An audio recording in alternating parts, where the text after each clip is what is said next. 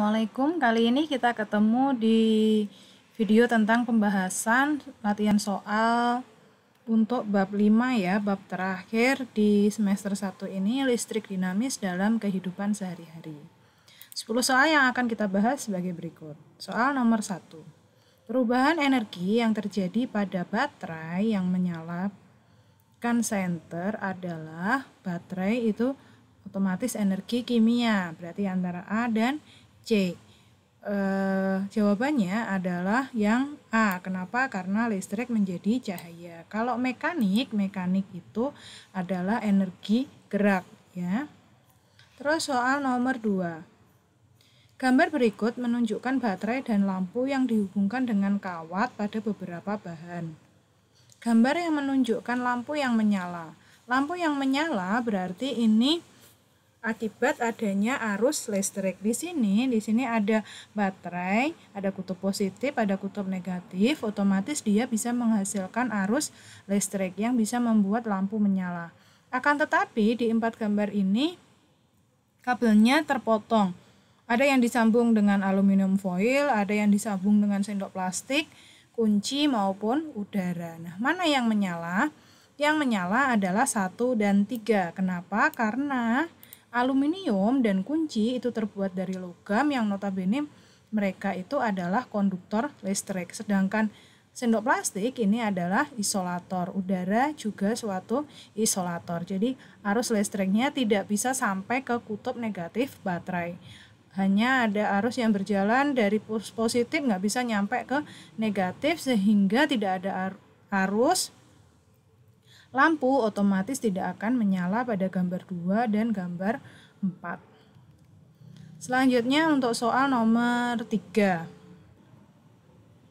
Soal nomor 3 ini arus listrik disimbolkan dengan I ya. Kita tulis I-nya sebesar 10 mA mengalir pada sebuah kawat penghantar selama 60 detik. Nah, di sini karena ini miliampere harus kita ubah ke ampere. Kita bagi 1000, 10 bagi 1000 tinggal 0,01. Waktu otomatis disimbolkan dengan T sebesar 60 detik. Jumlah muatan adalah Hi. Kita tahu rumus dari Hi sama dengan I dikali dengan T, arus dikali dengan waktu. Arusnya kita masukin yang sudah ke ampere dikali dengan 60. Di sini hapus. Berarti tinggal 0,6 coulomb. Berarti jawabannya yang soal nomor 4, energi listrik digunakan untuk menyalakan lampu. Perbandingan jumlah energi listrik yang digunakan dengan jumlah energi cahaya yang dihasilkan. Ingat bahwa energi itu tidak bisa diciptakan maupun dimusnahkan. Dia itu hanya berubah bentuk. Kalau pada kasus ini berarti dari bentuk listrik menjadi cahaya. Otomatis berarti jumlahnya akan tetap karena tidak bisa diciptakan maupun dimusnahkan. Berarti kalau lebih salah, kurang salah, nah di sini sama. Nomor 4 jawabannya yang C. Jumlah energi listrik yang dihasilkan sama dengan energi cahaya yang dihasilkan. Untuk soal nomor 5. Soal nomor 5 ini, sebuah ruang kelas menggunakan berbagai peralatan listrik dengan daya. Daya kita simbolkan dengan P, waktu kita simbolkan dengan T. Di sini ada waktu pemakaian. Nah, kita harus ubah ke kWh karena biaya per rupiah adalah 385 per kWh. Rumus yang kita pakai berarti untuk menentukan energi W sama dengan P kali T. Sini kita cari satu-satu ya untuk alat pertama. W1 berarti 4 karena 4 lampu dikali dengan 20 watt dikali dengan 3 jam menghasilkan 240 watt hour. Alat yang kedua adalah pendingin AC, dia berjumlah 1 dikali dengan dayanya 450 watt dan waktu pemakaiannya adalah 6 jam. Hasilnya adalah 2700 watt hour. Selanjutnya kita hitung untuk alat yang ketiga. Alat yang ketiga LCD berjumlah 1. Terus dayanya 100 watt, terus kita kali dengan 6 jam karena pemakaian hariannya adalah 6 jam, berarti menghasilkan 600 watt hour. Selanjutnya adalah alat listrik yang keempat adalah komputer. Komputer memiliki jumlahnya 1 dan dayanya 350 watt. Berapa lama dia dipakai adalah 6 jam.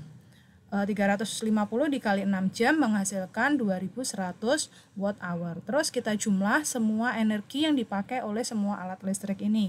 Berjumlah 5640 watt hour. Karena dia maunya dalam 30 hari, maka kita harus kali dengan 30 hari dulu. 5640 WH kita kali dengan 30 ya. Karena 1 bulan adalah 30 hari.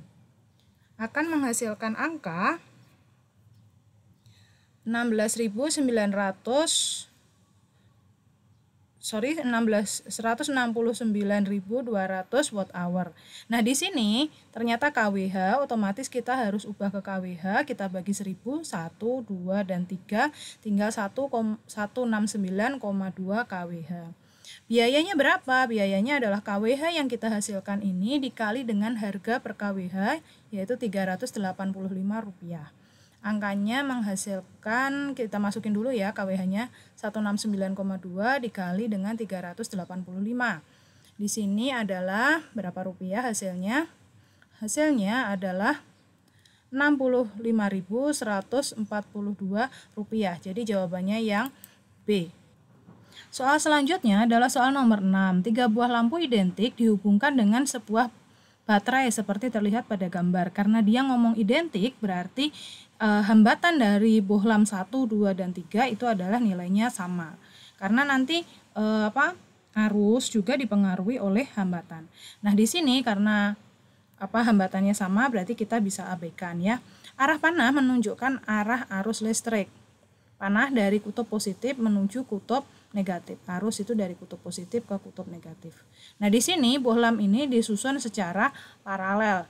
Bohlam 1, 2 seri dan bohlam 3-nya paralel dengan 1, 2.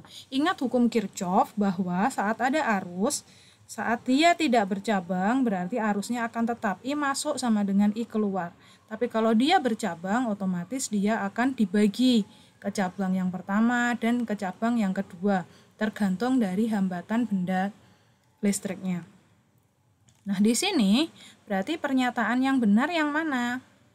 Pernyataan yang benar, arus yang coba kita lihat satu-satu ya. Arus pada lampu 2 sama dengan arus pada lampu 3. Otomatis beda. Kenapa? Karena di sini paralel dan di sini ada bohlam 1. Berarti nilai hambatan pada potongan yang pertama atau I1 dengan I2-nya itu otomatis beda. Arus pada lampu 2 sama dengan lampu 1. Ya, arus pada lampu 2 sama dengan lampu 1. Karena lampu 1 dengan lampu 2 ini kan seri. Karena dia seri berarti arusnya tetap sama. Kabelnya lurus. Jadi nomor 6 jawabannya adalah yang B. Pada lampu 1 lebih besar daripada lampu 2. Enggak. Kenapa? Karena dia seri 1 dengan 2. Arus 1 lebih besar daripada arus 3. Belum tentu ya. Oke, sudah, kita ke nomor 7. Nomor 7 kita menghitung lagi. Ini ada sebuah rangkaian yang bersifat seri karena kita harus menghitung arusnya. Untuk menghitung arus menggunakan ampere meter ini berarti rangkaiannya harus diubah secara seri. Dan ini ada baterai, ada 2 sumber tegangan. Karena positif negatif. Oke. Tabel di bawah ini menunjukkan hasil pengukuran beberapa peserta didik. Nah, di sini ternyata ada tegangan, berarti V ya disimbolkan dengan V besar. Terus ada arus listrik, di sini miliampere, nggak apa-apa, kita hanya head to head kan di sini sama-sama miliampere, jadi biarin lah, nggak apa-apa, nggak harus diubah ke ampere. Kita pakai hukum Ohm ya, V sama dengan I kali R, VIR. Terus kita cari satu-satu dulu. Kalau kita masukkan V-nya 2 dan I-nya 15, berapakah nilai R? Otomatis nilai R adalah 2/15 Ohm. Biarin seperti ini nggak apa-apa, jangan dihitung sampai koma-koma, nggak usah, karena ini hanya untuk pembanding. Terus kita coba cross check, apakah pada percobaan kedua sama. Jika tegangannya 4 volt, terus arusnya ternyata 30. Hambatannya berarti adalah 4/30 ya.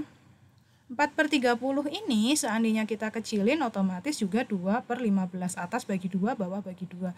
Ternyata sama karena bendanya sama jadi otomatis hambatannya sama. Berarti untuk mencari tegangannya V sama dengan I kali R dengan hambatan yang sama ya tentunya. Harusnya kita bikin 60 dan R-nya 2/15. 60 dibagi 15 adalah 4.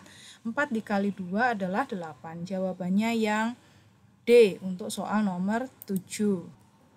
Untuk soal nomor 8, salah satu keuntungan dari energi matahari yang mana tidak menghasilkan polusi. Iya, tidak dapat diperbaharui. Tidak dapat diperbaharui, tapi di sini keuntungan. Matahari kalau sudah dia bintangnya mati ya sudah selesai, nggak bisa diperbaharui. Efisien di beberapa iklim enggak, karena saat dia itu musim penghujan, otomatis energi matahari ini kurang efektif. Tersedia di sepanjang waktu enggak juga karena malam enggak ada matahari. Tapi di sini adalah keuntungan, berarti yang A. Kalau yang bawahnya itu adalah kerugian B, C, D. Selanjutnya kita ke nomor 9. Berikut bukan bahan bakar fosil. Bahan bakar fosil itu yang dihasilkan dari makhluk hidup pada zaman dahulu. Batu bara iya, berarti bisa habis. Matahari enggak karena dia adalah bintang atau pusat tata surya kita. Gas bumi dan minyak bumi juga dihasilkan dari bahan bakar fosil. Ini A, C, D ini bisa menyebabkan polusi. Banyak polusi otomatis banyak karbon dioksida. Banyak karbon dioksida otomatis nanti menghasilkan efek rumah kaca, terjadi global warming, terus perubahan iklim yang susah juga kita. Jadi hati-hati, jangan, kalau nggak penting-penting banget jangan menggunakan bahan bakar fosil ya. Selanjutnya kita ke nomor 10. Salah satu upaya menghemat energi listrik menggunakan oven listrik untuk memanaskan makanan. Ini kurang efektif menurut saya menggunakan oven listrik untuk memanaskan, karena kita lagi menggencarkan penggunaan gas alam. Jadi menggunakan LPG ataupun kompor yang pakai gas dari PGN itu oke-oke aja. Menggunakan lampu bohlam dengan daya yang besar agar terang. Daya besar otomatis nanti energinya juga akan besar. Berarti kurang efektif. Kita perlunya juga seperlunya aja menggunakan lampu bohlam ya. Terus atau kalian pakai LED. Kalau LED kan daya kecil tapi terang gitu. Atau yang C, seluruh instalasi listrik menggunakan rangkaian paralel. Kita keep dulu ya. Membiarkan kabel terhubung dengan stop kontak meskipun tidak menggunakan peralatan listrik. Ini jangan dibiasakan karena nggak mau ada sedikit arus yang akan masuk di kabel ini. Ada stop kontaknya. Jadi terus bekerja, jadi jangan dibiasakan charger HP nyolok terus gitu, jangan. Jadi jawaban yang paling tepat adalah yang C. Karena di sini arusnya bisa dibagi-bagi. Jadi akan lebih efisien dengan menggunakan rangkaian paralel. Terus sedikit membahas tentang ini kemarin nomor 1 ini adalah soal yang saya pakai untuk kalian mengerjakan tugas KI 4 pada bab 5. Diberikan sebuah rangkaian listrik pada arus searah terdiri dari 3 lampu, 2 buah saklar dan sebuah sumber. Sumbernya adalah baterai. Yang di sini positif, otomatis di sini negatif. Saklar ada saklar 1, saklar 2. Lampu 1, lampu 2, dan lampu 3. Manakah lampu yang akan menyala jika saklar 1 tertutup? Saklar 1 tertutup, saklar 2 terbuka. Kalau dia tertutup, berarti arusnya akan jalan di lampu 2 dan lampu 3. Otomatis lampu 2 dan 3 akan menyala. Tapi di sini karena saklarnya terbuka, arusnya putus. Berarti lampu 1 akan mati. Pertanyaan B, saklar 2 tertutup, saklar 1 terbuka. Saat saklar 1 terbuka, di sini kebuka, udah selesai, arus berhenti di sini. Dia nggak bisa masuk kemana-mana, berarti otomatis ketiga-tiganya akan mati. Untuk pertanyaan C, saklar 1 tertutup, saklar 1 kita tutup, saklar 2 juga tertutup. Berarti semua akan menyala karena arus akan masuk ke lampu 2, lampu 1 maupun lampu 3 kemudian ke kutub negatif ya. Pertanyaan yang D, saklar 1 terbuka, saklar 1 terbuka, saklar 2 terbuka. Kalau ini dua-duanya terbuka berarti otomatis nggak ada yang nyala. Oke? Terima kasih, semoga paham. Sampai jumpa di video selanjutnya dan selamat belajar. Assalamualaikum.